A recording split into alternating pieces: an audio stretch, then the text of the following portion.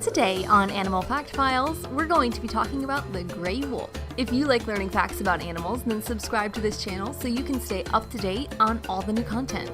The gray wolf, who is also known as the timber wolf, was suggested by YouTube user Georgia Wright. Thanks for the suggestion. Wolves are actually one of my favorite animals. I've been fascinated by wolves from a young age, and I really enjoyed learning more about them and researching this episode. Gray wolves were once one of the most widespread animals in the world, with populations ranging across nearly the entire landscape of the northern hemisphere. Today, they inhabit less than 2/3 of their original territory, and this is largely due to persecution from humans. Most of us have heard the tales: Little Red Riding Hood, the Three Little Pigs, the Boy Who Cried Wolf, all amassing to form this image of a monster in the human subconscious that still permeates our tales today. Just look to Hollywood to see what I'm talking about. But hey, to be fair, some are getting it right.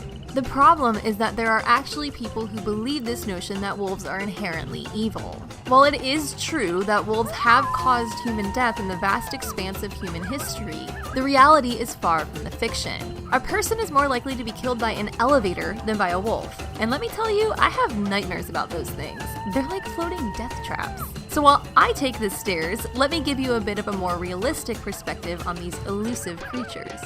Gray wolves are the largest member of the canids, or dog family. Depending on who you ask, the gray wolf species is broken up into 5 subspecies, which are the Mexican gray wolf, the Rocky Mountain wolf, the Algonquin wolf, the buffalo wolf, and the Arctic wolf. They typically appear gray in color with a lighter belly, though they can vary from brown to red and black to white. The males are typically larger than the females and weigh in at about 13 chesters on average, or, 130 pounds. They're social animals and live in packs, usually with somewhere around 8 to 12 members, though some groups have reached 30 individuals.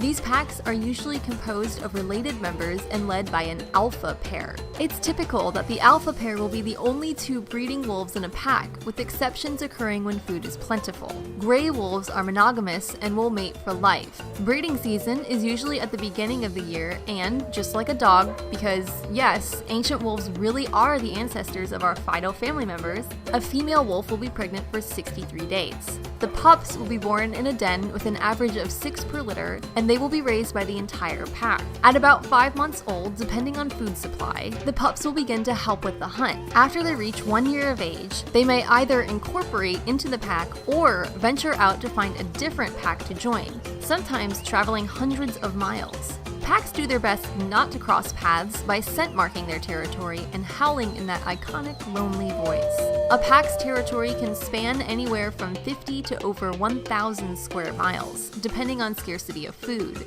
Gray wolves typically eat large hooved animals such as boar, deer, elk, and even moose and muskox, though they will also consume smaller prey such as beavers and rabbits. They're able to eat up to 20 pounds of food in one sitting, and they can live off of that for days or even weeks. On average, they need somewhere around 7 pounds of food per day, though they can survive on 2 if the need arises. One of the biggest myths surrounding gray wolf eating habits is that they compete with sportsmen for trophy animals, but this is inaccurate. Wolves are observant animals and will seek out either young animals or old, sickly ones to be taken down, not the stronger animals in their prime. This actually helps to keep the population of wild ungulates healthy, as it decreases the distribution of bad genes. Humans can't seem to get the hint though, as gray wolves are killed annually by people seeking to destroy their competition, so to speak.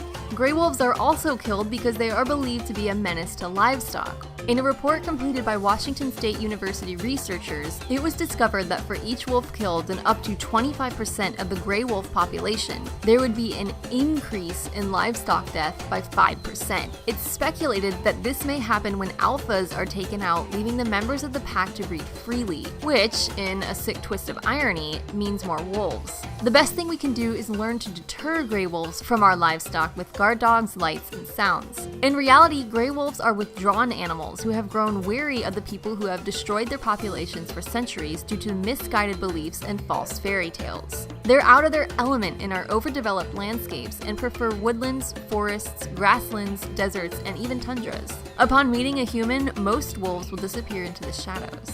I knew this episode would get long. It's tough to rein it in and keep it short when I'm talking about one of my all-time favorite animals. I'll leave you guys with this. If you're going to pass along wolf stories, pass along the ones that shed wolves in a light that's more akin to their true nature, such as the stories of Okami, who would help weary travelers find their way home and act as judges between good and evil. For more information on gray wolves, check out the links in the description. Thanks again to Georgia Wright for the suggestion. I'm so glad to have had the opportunity to talk about these majestic animals. Be sure to give a thumbs up, and thanks for watching Animal Fact Files.